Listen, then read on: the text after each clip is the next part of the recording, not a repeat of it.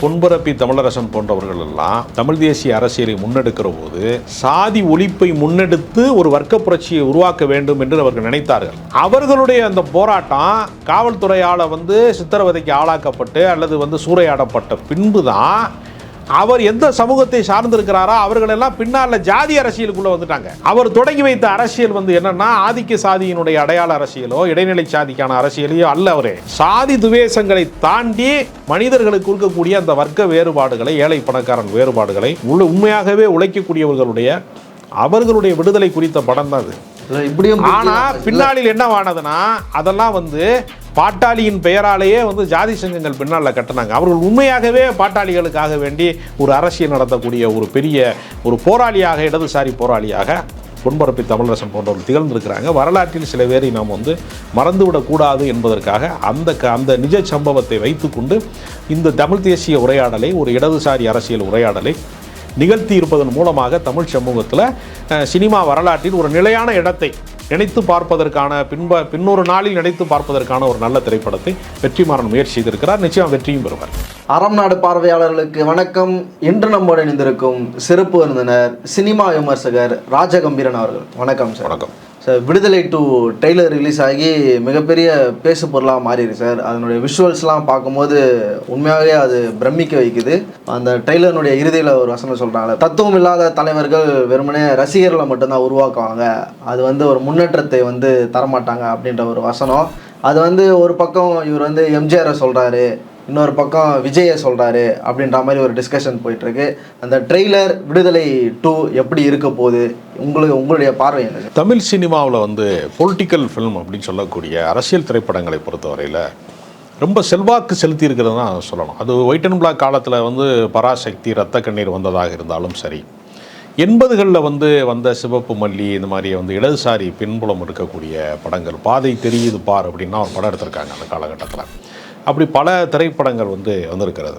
அதே மாதிரி திராவிட இயக்கம் குறித்து கடுமையான விமர்சனத்தை முன்வைத்த மணிவண்ணனுடைய அமைதிப்படை மாதிரி படங்கள், எப்படி அரசியல் சந்தர்ப்பவாதத்தில் எவ்வளவு கேவலமாக நடந்துக்கிறாங்க, அற்பத்தனமாக நடந்துக்கிறாங்கிறத கிண்டல் பண்ண அமைதிப்படை மாதிரி படங்கள்.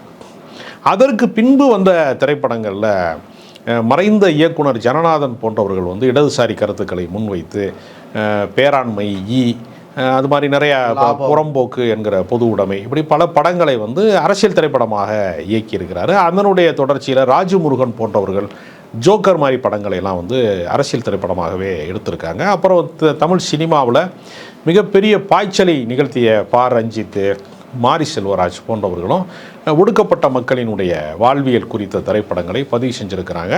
இப்போ அதன் தொடர்ச்சியாக இன்னும் மீரா கதிரவன் என்கிற ஒரு இயக்குனர் இஸ்லாமிய பின்புலம் சார்ந்த ஒரு கதையை இப்பொழுது இயக்கி அது வெளிவருவதற்கான ஒரு சூழல் இப்போ கணிந்திருக்கிறார். அப்போ இதுவரைக்கும் திரையில் எந்த பிரதிநிதித்துவம் இல்லாமல் இருந்ததோ, ரெப்ரசன்டேட்டிவ் இல்லாமல் இருந்த சமூகங்களுக்கான கதைகள் வர தொடங்கிவிட்டது அப்படிங்கிறத நம்ம சொல்லலாம். இப்போ ஒரு இடதுசாரி தமிழ் தேசியம், அது சார்ந்தவர்கள் அரசியலில் அடையாளம் இல்லாமல் மழுங்கடிக்கப்பட்ட அல்லது மழுங்கடிக்கப்பட்ட அல்லது பெரிய அளவிலே வரலாற்றில் பேசப்படாமல் போன போராட்ட குழுக்களின் கதை, அப்படி போராட்ட குழுக்களாக தங்களை வடிவமைத்து கொண்டவர்கள், தமிழ் தேசியத்தின் பெயரால் தனிநாடு கோரிக்கை வரைக்கும் பேசியவர்கள், துணிச்சலாக அதை முன்னின்று இயக்கம் நடத்தியவர்கள், அவங்க எப்படி காவல்துறையால் வேட்டையாடப்பட்டாங்க, அரசினுடைய அடக்குமுறைக்கு அவர்கள் எப்படி ஆளானாங்க, அவர்கள் இயக்கத்தை ஆதரித்தவர்களுடைய நிலைமை என்னவானது என்கிற ஒரு கள அரசியல் ஒன்று இருக்குது. வெற்றிமாறனை பொறுத்தவரையில் வெற்றிமாறன் திரைப்படத்திலே வசூல் செய்ய வேண்டும் என்பதற்காக மட்டுமே அரசியல் திரைப்படம் எடுப்பவர் என்று சொல்ல முடியாது. அவருக்கு நீண்ட வாசிப்பு பழக்கம் உள்ளவர்.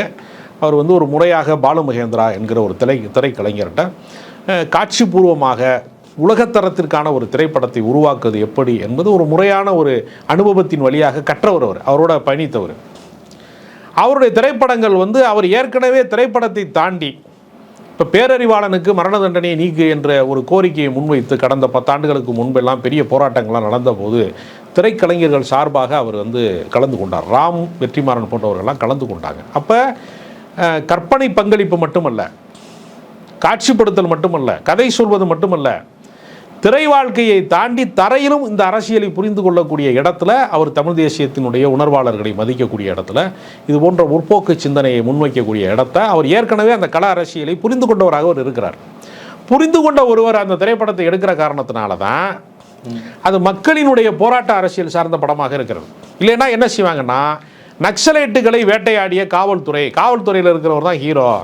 அவர் எப்படி வந்து எல்லாரையும் சுட்டாரு, எல்லாரும் எப்படி தூக்கி வந்து மிதிச்சாரு, எப்படி வந்து அடி தட்டி நடத்தினாரு, அவர் எவ்வளோ பெரிய வீரர், நாட்டு பிரிவினையை வந்து காப்பாற்றிட்டாரு இந்த மாதிரி ஆட்கள்கிட்ட இருந்து அப்படிங்கிற ஒரு கதையும் எழுத முடியும். ஒரு காக்கா இன்னொரு வேட்டையால விளையாடு மாதிரி ஒரு படத்தை. ஆமாம். அப்போ இது என்ன செய்யணும்னா, இதே கதையை மணிரத்னத்திட்ட கொடுத்தோம்னா போலீஸ் பாயிண்ட் ஆஃப் வியூவில் ஒரு கதையை அவர் சொல்லியிருப்பார். எப்படி இராணுவத்தோட பாயிண்ட் ஆஃப் வியூவில் வந்து ரோஜாங்கிற படத்தை எடுத்தாங்களோ, இப்போ கூட ஒரு இராணுவ வீரரின் கதையை சொல்வதாக சொல்லி காஷ்மீர் மக்களினுடைய துயரங்களை குறித்து எதிர்மறை சிந்தனையை பரப்பிய அமரன் போன்ற திரைப்படங்கள் எப்படி உருவாக்கப்பட்டதோ, அல்லது கமலஹாசன் போன்றவர்கள் எப்படி விஸ்வரூபம் போன்ற திரைப்படங்களை வந்து சிறுபான்மை மக்களுக்கு எதிரான வெறுப்பு பிரச்சாரத்தை வந்து கட்டமைப்பதற்கான வாய்ப்பாக பயன்படுத்தி கொண்டார்களா, தனக்கு கல்லா கட்டுறதுக்காக சாதி மதங்களை பயன்படுத்தி கொள்வது அப்படின்னு ஒரு வகை இருக்கிறது. தேவர் மகன் மாதிரி படம் எடுத்து கல்லா கட்டுறது, விஸ்வரூபம் மாதிரி படம் எடுத்து சாதிய மோதல்களை மதவாத முரண்களை வந்து காசு பண்ணுறது அப்படிங்கிற ஏற்கனவே மனித குணம் வந்து சிதறி கிடக்கிறது.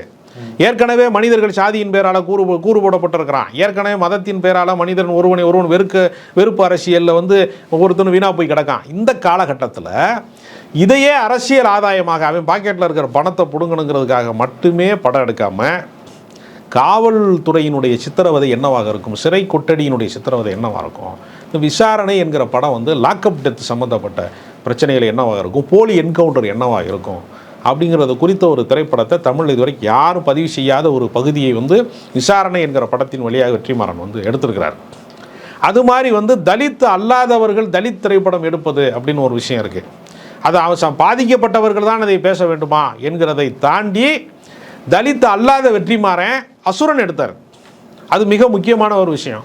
இப்போ எல்லாரும் மதுரை படம் எடுக்கும்போது மதுரைக்காரராக இல்லாத கடலூர் பூர்வீகமாக கொண்டிருக்கிற வெற்றிமாறன் வந்து ஆடுகள மாதிரி படத்தை எடுத்தார், மதுரை படத்தை எடுத்தார். அப்போ ஒரு தேர்ந்த திரைக்கலைஞனாக எதையுமே கற்றுக்கொண்டு உள்வாங்கி நேர்த்தியான ஒரு திரைப்படத்தை எடுக்க வேண்டும் என்பதில் காம்ப்ரமைஸ் இல்லாத ஒரு கலைஞனாக ஒரு சரியான ஒரு அரசியலை முன்வைக்கிற ஒரு திரைப்படத்தை அவர் விடுதலை வந்து, அதாவது இந்த மாதிரி படம் எடுக்கிறவங்க பல பேர் என்ன செய்வாங்கன்னா பொலிட்டிக்கலாலாம் கரெக்டாக இருப்பாங்க, வெகுஜன மக்களை தன்பால் ஈர்க்கக்கூடியவங்களாக இருக்க மாட்டாங்க.